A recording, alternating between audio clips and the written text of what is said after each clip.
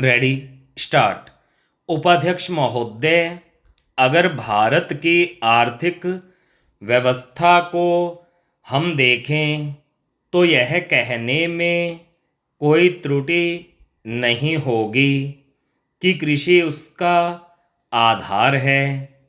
किसी भी देश की सामाजिक और आर्थिक स्थिति उस देश की भूमि की उत्पादन शक्ति पर निर्भर रहा करती है।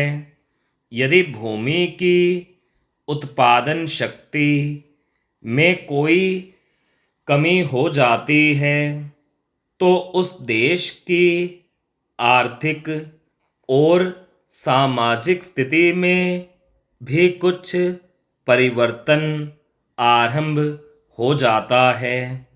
कृषि भारत के लिए एक आर्थिक व्यवस्था ही नहीं है, यह एक संस्कृति भी है।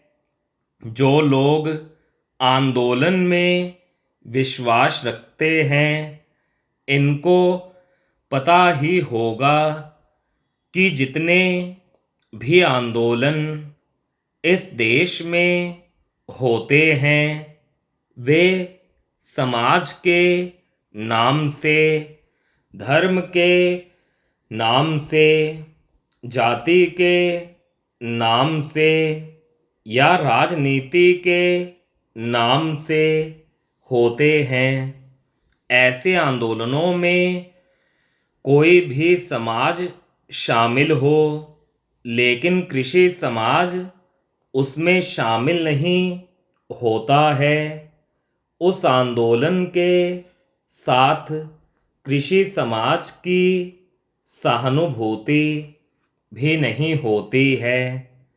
इसलिए यदि सभी बातों को ध्यान में रखकर हम देखें तो इस देश के लिए आवश्यक यह होगा कि हमारी संस्कृति की रक्षा के लिए और जीवन प्रणाली की रक्षा के लिए कृषि पर विशेष ध्यान दिया जाए। कृषि के क्षेत्र में इस वर्ष काफ़ी प्रगति हुई है। यदि आप 1801 से 1901 तक का काल देखें तो आप देखेंगे कि हमारे देश में 31 अकाल पड़े जिनमें 4 करोड़ लोग मरे। लेकिन आज हमारे खाद्य मंत्रालय ने 100 रुपये मन के भाव से गेहूं खरीदकर एक भी आदमी को मरने नहीं दिया। इसके लिए हमारा खाद्य मंत्रालय बधाई का पात्र है। एक बात मैं विशेष रूप से इस अवसर पर कहना चाहता हूँ।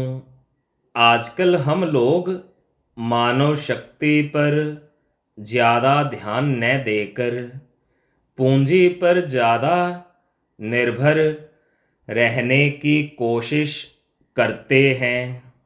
आपको याद होगा लगभग 5 दशक पहले में जापान की आर्थिक व्यवस्था बिगड़ गई थी, लेकिन वहाँ के 60 लाख काश्तकारों ने कृषि शिक्षा के बल पर इतना अनाज पैदा करके दिखलाया कि आज वे 10 करोड़ आदमियों का पालन पोषण कर रहे हैं।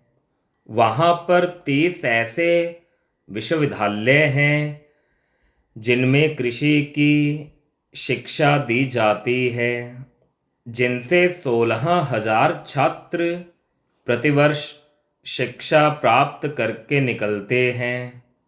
आज हमारे देश में पर्याप्त कृषि विश्वविद्यालय स्थापित हो चुके हैं हमारे देश की 120 करोड़ जनसंख्या को दृष्टि में रखते हुए जापान एक बहुत छोटा सा राज्य है, शायद हमारे राजस्थान से कुछ ही बड़ा है। स्टॉप।